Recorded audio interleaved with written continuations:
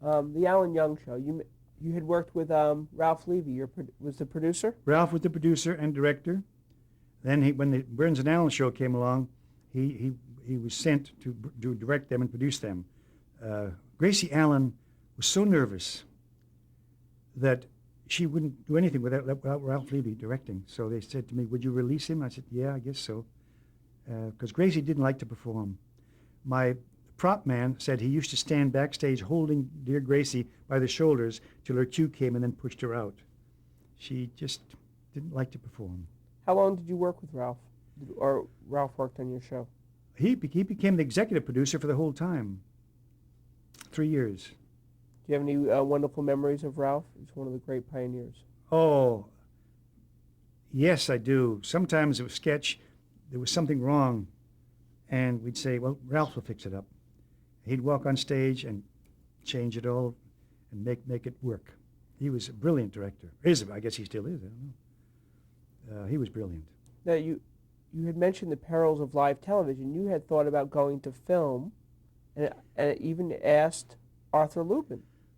Yes, I thought I've got to go on film because I'd met Stan Laurel by then. Stan was a fan of my show.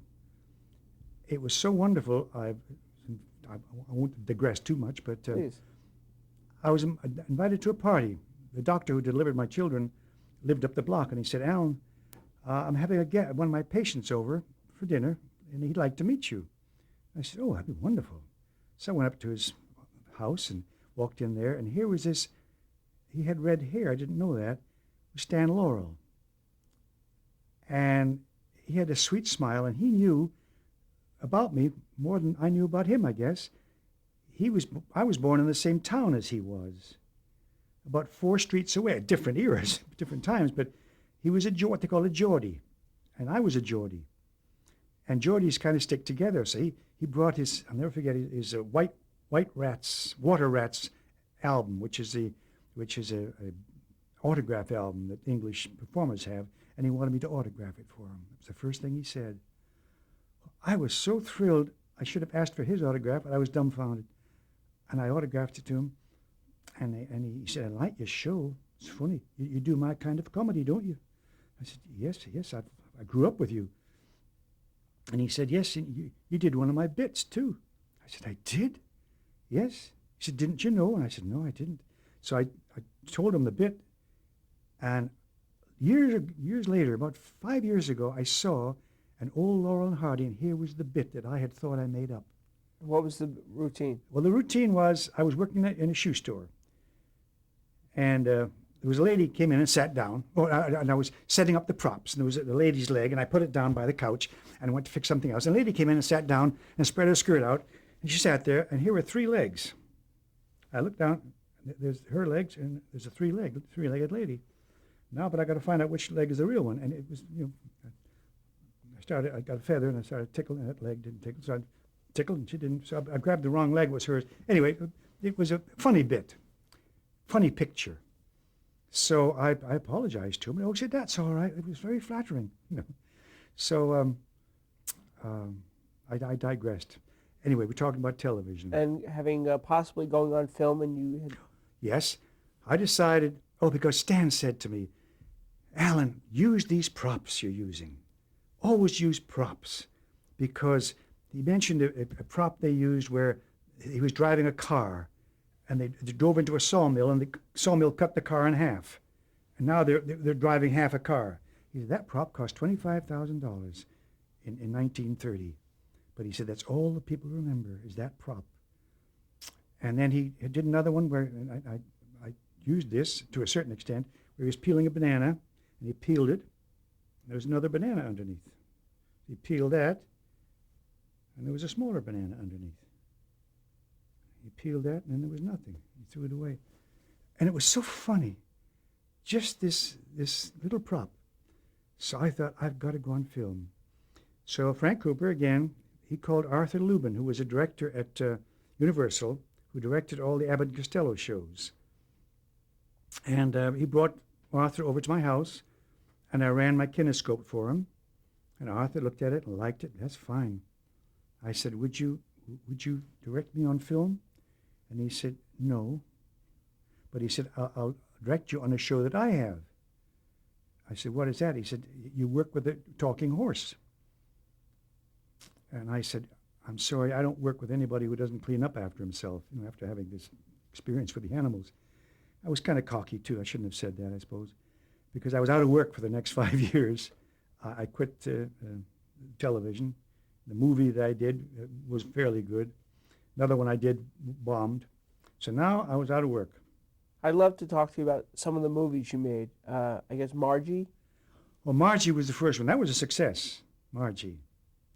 And then Chicken Every Sunday. That was for Fox. And then Belvedere Goes to College with Clifton Webb, who was one of the nicest men I ever worked with. The Androcles and the Lion, where I worked with the lion, and Jean Simmons, the most beautiful girl in the world. And Aaron then Slick. Aaron Slick from Pumpkin Creek. I didn't want to do it, and they took me to meet a man called Y. Frank Freeman, who was the head of Paramount, and he was a Southern gentleman, real smooth, nice man. And he said, I understand you don't want to do Aaron Slick. I said, no, sir, I don't understand it. He said, you know Robbie Burns, don't you? You're Scottish? I said, oh, yeah, I know Robbie Burns. And he said, you know Little Baptiste in Canada? I said, oh, yeah, that's very well known. He said, well, Aaron Slick is just as well known in the United States. I said, it is? Oh, every school child knows Aaron Slick. Well, I found out nobody knew Aaron Slick except Y. Frank Freeman. And no producer wanted to do the picture. But these two producers, Perlberg Seaton, figured if they did it, they could get some other pictures they wanted to get done. So they said, we'll do it, Mr. Freeman, if you hire Alan Young and Dinah Shore. So he did, and so I did it. And it bombed. And so I was out of pictures and out of television, too. Now, did having a television background help you in the movies initially? Was there were you looked down upon as a television personality going into movies? No, because they'd seen the show and they liked it. But before I did the picture, I did some dramatic work. And that was an experience. Dramatic television. Dramatic television. There was a Studio One, and I think the other one was called Producers Playhouse or something. They were hour dramas done live. And that was a scary thing. I played the part of a detective. And I had to say, on the night of June 3rd, 4 o'clock, blah, blah, blah, blah, you did this, that, and give these spiels and know all the words. And I'd never had to memorize that much in my life. Also, it was live. And if you blew it from coast to coast. That really shocked you. When you saw that little needle going up to the hour, you said, now I'm on. And you wouldn't breathe properly for another hour. It was scary. They tell some great stories about what happened on live dramas. And they're all true because they couldn't cut away. It just went. A man called Mervyn Douglas was doing a play in which he played a patient having a cardiograph taken.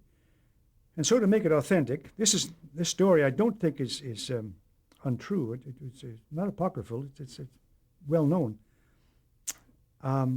So they had a man come, an intern, and put the actual stuff on him. They had the little chart, and they were going to see what an actor goes through on the television show. One of the things that we had happen to us, and I'm sure they did on that show, I'd be in the makeup chair getting ready to go on, being made up, about 5 minutes before the airtime. And Ralph Levy would come in with a script and say, Alan, we've got to cut. You must cut from this speech, so, down to this speech, forget that, ad-lib this line, blah, blah, blah, blah, blah. Now you're going to go on the air. And you've got to remember that, because that's what, this happened to Mr. Douglas. They gave him these cuts just before going on the air.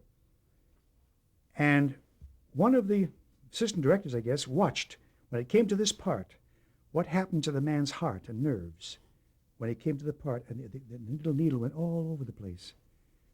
Actors went through an awful lot, a nerve-wracking experience. So, again, I wanted to go on film. I'm curious about the dramatic shows. You now went from comedy to dramatic. Was that a conscious choice or a choice of working? Working. the choice of working and doing something I hadn't done. I had played a dramatic part in Androcles, but I hadn't done a full. There's something different than doing a television, what they call live television today, what we call live television today. You can fluff and they can retake. Cut, we'll do it again. And after the show's over, you'll retake. But with a play, you can't retake. That's it. And I needed that experience of being in a live dramatic. I did 2 or 3 of them. I want to ask you about a couple. It was GE Theater. You did Wild Luke's Boy. GE Theater, yeah. Oh, well, that was film, I think. I think that was for Eddie Cantor. I played a cowboy for the first time, yeah.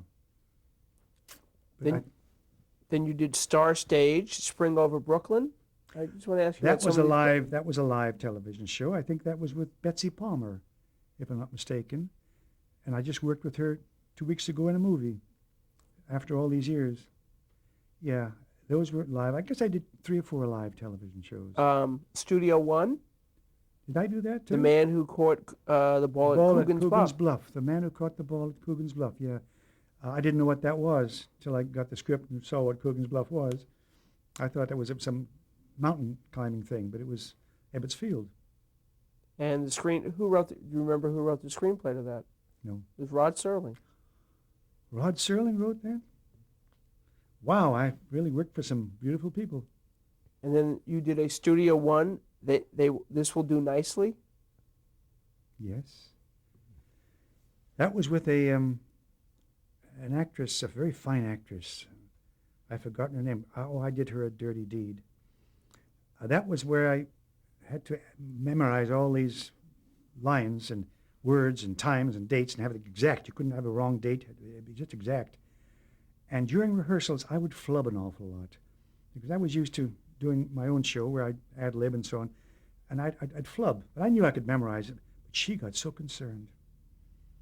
I could tell she was getting a little cooler and cooler every rehearsal, and I would flub more. When she got cool, I'd flub more. Come to the airtime, I did mine perfectly, and she flubbed because she was so nervous about me. And I don't think she spoke to me afterwards. And I didn't blame her because when your person you're working with is flubbing all the time, you get very worried. So I would like to meet her again and apologize after all these years, but I've never seen her since. There was a matinee theater you did called Ask Me No Questions. Oh, the matinee theater, that was a challenge. Again, this was live. And it came on at noon, matinee. You had to get up at 4 in the morning you rehearsed, of course, during the week, but it was on every day, so you just rehearsed very quickly. The day of the shooting, you got up at 4 in the morning, began to rehearse, did a dress rehearsal at 9 in the morning, and if you've ever had kissing scenes at 9 in the morning, that's a challenge too. And he used what they call the cameo style, where he photographed very close, because it didn't have many sets. And of course, moving around, you have to rehearse a great deal more, so it's better to photograph close. It was a great innovation. I think it ran for a year, maybe more, but then it was dropped. Cameo theater, yeah. You did a pilot, I guess it didn't sell, The Life of Vernon Hathaway. It was kind of like a Walter Mitty-esque. Yes. It was written by Richard, I've forgotten his name, that's awful. He did, this was a half-hour show he wrote. It was just for an anthology. And I played the part of a man who was a camera bug. I don't remember it too well because it didn't come off too well. I think later they used it as a pilot to try to sell it as a pilot, but I was in England and just heard about it. But I didn't like the idea of it being sold as a pilot because it wasn't a good character. Now, after doing dramatic television, some movies, did you just decide to leave show business altogether by your choice again, or? No, I decided, because I was out of work, television had become westerns, all westerns, it seemed, and quiz shows. $64,000 question, $98,000 question, 99-cent question. Everything was quiz shows and westerns. So I had a friend who was a director in London, and I have dual citizenship, and he said, would you come and start up a comedy show for Granada Television. They're starting a new network. So I packed up my family and took off for good. I thought I'm leaving for good. So I started to do a show for Granada television show. Do you remember the title? What was the title and the format? In England, in those days, I mean, I think they did do the same thing. They don't like, and same in Canada, they didn't like to name it a person's name. They called it an evening at home or some little title. I forget what my title was called, my show, but it was the Alan Young Show. And we had guest stars, but it was quite translating the American comedy to the English comedy was a bit hard. The terms were different. Besides which, I'd found that, and I don't mind saying, many of the English comedians stole American sketches. There was one comedian used to pay a stewardess to watch television, and he gave her a little tape recorder to tape the show and then tell him what it was all about. Then he would do the show over there. When I got there, most of my sketches had been done by other comedians, so it was very hard to work. And I worked for one producer, and I said, I don't use this material of mine because it's been used by other comedians, and besides which, I'm running out of... He said, well, I've got all the Sid Caesar scripts. I bought them. Bought them? So Sid Caesar came over with Imogen Coca, and here's the big American comedians coming over to do their shows. The English people had already seen them all. And so they didn't go over too well. And I don't think Sid ever knew why he didn't go over so well. I did know Charlie McCarthy's show didn't go over so well because it did a lot of his sketches. And I called Edgar Bergen up and I said, Edgar was heartsick because he was a very sensitive man. I said, Mr. Bergen, do you know why your show didn't go over too well? He said, no, why didn't it? I said, because they'd seen all the sketches. So I didn't want to stay in England too much longer because I'd run out of material there. How long were you in England? Would you? Off and on, 3 years. I left the first year because I was told by the immigration official, if you return to the country of your birth and stay 3 years or more, you're liable to lose your American citizenship. And I didn't want to lose that, so I came back. And I'm glad I came back because in the airport I met Mickey Rockford, an agent, who said, Arthur Lubin's been looking. No, George Burns has been looking for you. I said, George Burns? Yes, he and Arthur Lubin. I got out here, and it seems George had made a pilot of a Mr. Ed Talking Horse. And it didn't sell. He went to all 3 networks, and it didn't sell. And he said to Arthur, I think you better get Alan Young, because he looks like the kind of a guy a horse would talk to. So he denies he said it, but I thought it was a compliment. So I saw the show, and unfortunately, George didn't do it. He wasn't performing. He produced it. Everybody was funny but the horse. And it was an ugly horse. And I remember what Ed Wynn had said, you're going into their home, make it nice. And thank goodness there was a producer called Al Simon who had such class, and he wanted to get a good-looking horse. So George said, go ahead, do what you want. And so Al Simon took over, got a beautiful Palomino, got a beautiful girl to play my wife, built a beautiful set. You want everything to be nice. And I took it and went to Chicago with the film under my arm, and we sold it into syndication first. Most shows go into first runs and then go into syndication. Ours, we backed into television with that show. Did syndication first, and the second year they found the rating was so good that it was sold to the network. CBS bought it. I'm going to ask you some points about the show individually. That was wonderful. Do you remember how you were approached about the show years earlier? Yes. Correct. Now, how were you approached the second time? They ran the film for me. They said, now would you do... I guess they knew I was out of work by now. And they ran the film for me, and I saw it and thought, oh boy, I could have a ball with this. Because you have to use pantomime. You have to use facial expressions. You can't do this with a horse because his head would be going all over the place. You have to just do it with your eyes and talk to him. So I knew I could do that. And I loved the whole concept with a beautiful horse. Also, I'd get to stay at home and raise my family. I'm curious about some of the principal participants. Let's talk about George Burns and his involvement with Well, the pilot and the subsequent series. George had financed the first pilot, and George was a good businessman. He wanted to get his money back, and he wanted to make sure it went over, so he insisted on staging the first 13 weeks. And that was a bit of a problem because George's staging was so comedic.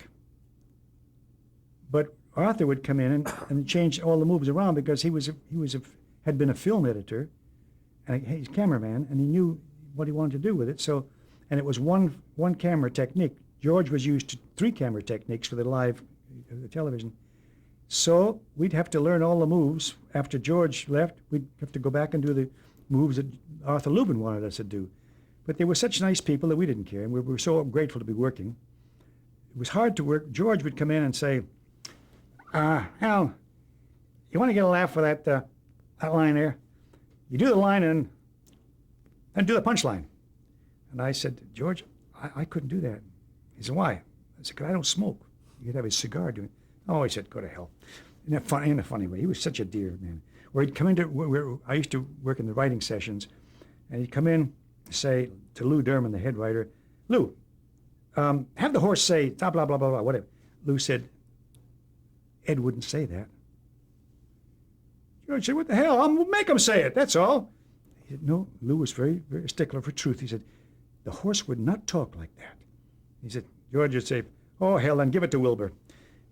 So we had a lot of fun, a lot of changes, but George he stuck with the show the whole time. We used to rewrite in his office, and he'd come in, and we sat with his brother, Willie Burns, and my dear friend, Norman Paul, and Lou Derman, and some of the other writers that came. We had sporadic changes, and we'd sit there in George's office, and he'd come in and tell stories while we're rewriting the script. Now, the premise for Mr. Ed were based on stories. They were based, see, Ed's show wasn't created by anybody in television. It was a bunch of stories that were in a magazine called, I think, Liberty Magazine or Collier's or something, written by a man called Walter Brooke. And in the stories, Ed was a beer-drinking, loud-talking horse. But again, for television, we wanted to make him a nice guy. But Walter Brooke was people think that Francis the Talking Mule was the beginning and that Ed came after him, but Francis was a takeoff on Walter Brooke's Mr. Ed. Now, were you familiar with those stories? I have some of them, yes. Did you know them at the time? And from Liberty Magazine? No, I didn't know at all. I knew they had been originally stories, but now when I got to do the show, I don't know who it was, gave me some copies of the original. They said, maybe you'd like to see what the original was like. I guess it was Arthur Lubin did that. So it was interesting to read them and see a totally different character, but it was Mr. Ed. And Wilbur Pope. His name was Wilbur Pope. Tell us about Arthur. Was he chosen because of his Francis the Mule background? Oh, he was chosen. He wasn't chosen. He chose. He got the rights from Walter Brooke's widow. So he had the rights to it all the time. In fact, I own a piece of the show together with Arthur's estate and with Al Simon's estate, because Al Simon got a portion of it from being the executive producer, but Arthur had the controlling interest. He was the backbone of the whole thing. He began it. And how was your relationship with Arthur? It was puzzling, because Arthur, he was a bachelor, and he liked to go out for dinner and very social. So we'd come in the morning, and we always knew when he had a dinner date. He wanted to start shooting at 7:30. Well, the union wouldn't let you do that. So I'd be in the makeup chair, and he'd say, don't make up the back of his neck. I'm not going to shoot that. And he'd start to rehearse while we're in the chair. We knew Arthur had to get off early. And it was quite a challenge, but he was fun. He was fun. And Al Simon's contributions in your... Al's contribution was just great. He could steer Arthur. When Arthur got a bee in his bonnet, that was going to be it. That's the way it was going to be done. That's it. That's the way it's been done. And it wasn't always the right thing. And then George would come in, and he was rather strident, and that didn't go over with Arthur at all. You don't talk to me like that. And so Al Simon would come in and be a placater, very gentle. He was a gentleman too. So all in all, We had a funny family, but we all got along. And of course, Larry Keating was the first neighbor next door. Larry was one of the finest actors I've ever worked with. He was George Burns' neighbor on his television show. So naturally, when George had something to do with the casting, he suggested Larry, which we all loved. I used to pick up the script and see that I used to tell Lou, please write scenes with Larry for me. And I used to pick up the script and see, oh, a lovely scene with Larry. I used to look forward to it. It's like working with somebody, playing tennis with somebody you like to play with because you can back and forth. So he was just great. Now, you had mentioned, were you involved with the writing of the show at any point? I was in with the rewriting.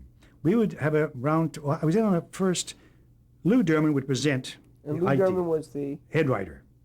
Good man. He'd present the idea. And we'd, okay, fine, we'd make suggestions. Then Lou would go home and write it. And Lou was the kind of man, many writers resent you having to do a rewrite. Lou would listen very humbly and maybe put up a protest, but no, okay, I see that point. And then he'd do a little rewrite, and then we'd have a read over.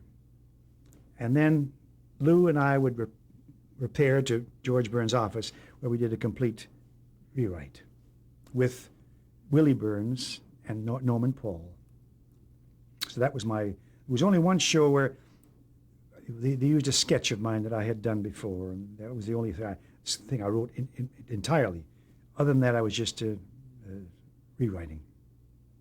Is that why the show has that wonderful, natural, almost your voice? Since you were involved with the rewriting, would you give it some credit for that? Oh, possibly. But I think the main thing was I loved the horse. And the guy doing the voice, Rocky Lane, was right on set, watching. And as soon as Ed began to move his mouth, Rocky started to talk. And so I'm kind of childlike, I guess. I suddenly believed he was talking. You have to do that as an actor. You say, I didn't see Rocky, I just heard that horse talking to me. And so sometimes we'd ad lib a little something or a bit of business. And that made it more natural, I think. So that's the only contribution I could give is performing. Was it hard selling the show initially? I believe Studebaker was involved. Yes. When I went back to Chicago, I had, as I say, the can of film under my arm. And it was an edited version of George Burns' show.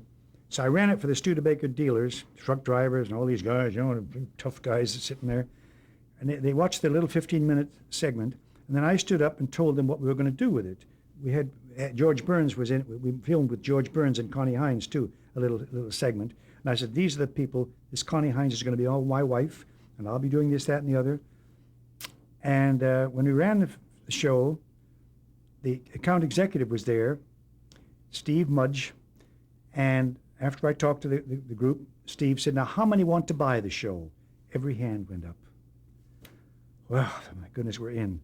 So I traveled to New York, Louisiana, somewhere, I forget where it was, and then one other city in New Jersey, made the same presentation, and they all bought it. Every Studebaker dealer in America bought it, except one in Texas. Oh, they bought it, but they couldn't get the same time. Every Studebaker dealer bought the same time. I don't know if it was Sunday night at 7:30 or 6:30 or 7:30. So we had the biggest network you can imagine, independent. It was sponsored by Studebaker. Perfect. We're going to change tapes now? And we